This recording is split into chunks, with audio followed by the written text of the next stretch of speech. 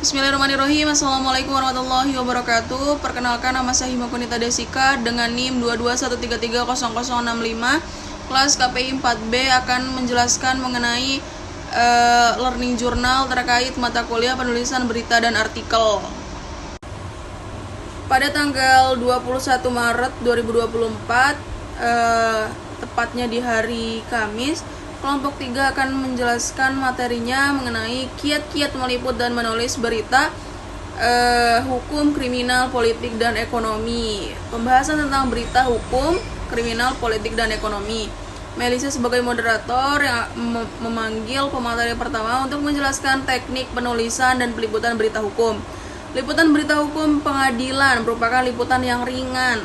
Dalam liputan ini sama sekali tidak ada kesulitan karena wartawan dalam liputan ini lebih dominan berada di dalam ruangan untuk menyaksikan dan memperhatikan jalannya sidang. Ada 10 pedoman penulisan tentang hukum. Yang pertama 1 pedoman, 2 pedoman, 3 pedoman, 4 pedoman, 5 pedoman, 6 pedoman, 7 pedoman, 8 pedoman, 9 pedoman, 10 pedoman. Selanjutnya, pemateri kedua akan menjelaskan mengenai proses peliputan kriminal. Yang pertama itu ada rapat redaksi. Kemudian ketika rapat redaksi tersebut itu menentukan topik, kemudian menentukan reporter, kemudian menentukan narasumber. Setelah ditentukan, kemudian pencarian bahan berita, kemudian pembuatan naskah beritanya, seleksi berita, editing naskah, kemudian ada berita dan on air atau siap diberitakan. Adapun prosesnya antara lain dimulai dari yang pertama adalah melakukan rapat redaksi.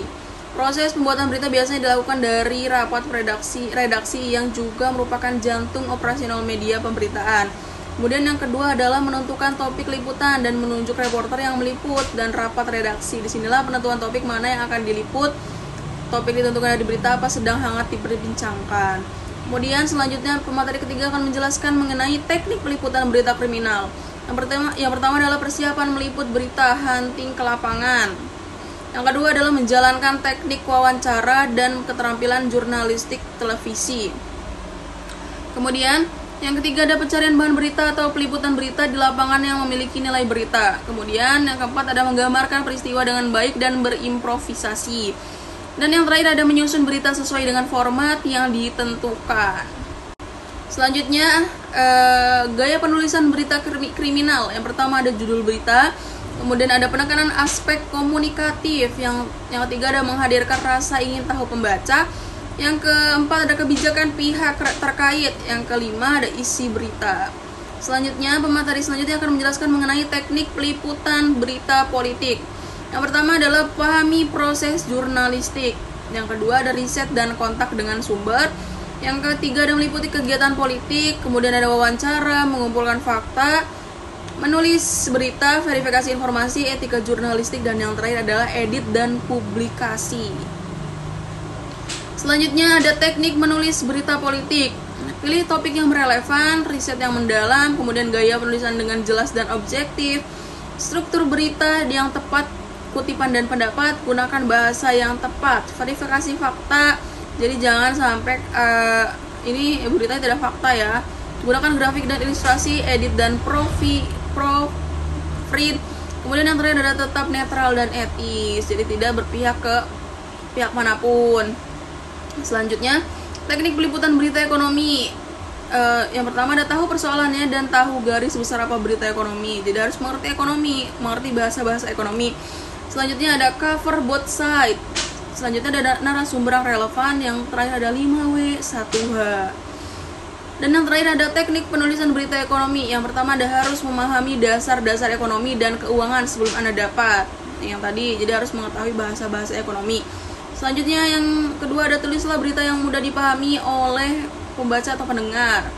Sedapat mungkin hindari jargon ekonomi. Jika Anda perlu memasukkan istilah-istilah ini jelaskan kepada audiens. Jadi kan banyak tuh istilah-istilah ekonomi itu dijelaskan apa sih istilah tersebut itu artinya gitu kepada audiens. Yang keempat ada neraca berisi banyak informasi yang berguna pada organisasi keuangan. Belajarlah membaca neraca. Biasanya kan berbentuk neraca tuh ekonomi. Jadi biasanya wartawan harus belajar mengenai neraca. Selanjutnya yang terakhir ada adil dalam memberikan konflik industri. Setelah itu